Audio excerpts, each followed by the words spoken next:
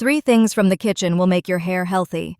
Most people are troubled by the problem of hair fall and breakage. In such a situation, let's know from the experts what to do to make hair healthy. Expert opinion.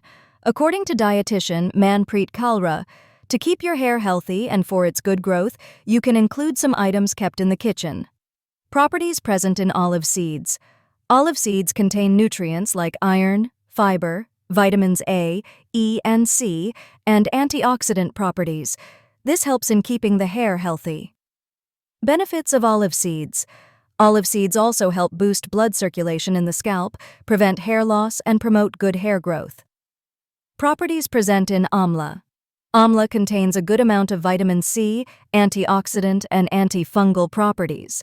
Its consumption provides many benefits to hair and skin as well as health. Benefits of amla. Eating amla or applying its powder to the hair helps in strengthening the hair, making it thicker, preventing breakage and hair fall, and promoting hair growth.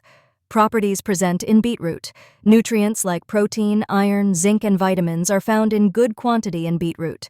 It is beneficial for hair as well as health. Benefits of beetroot.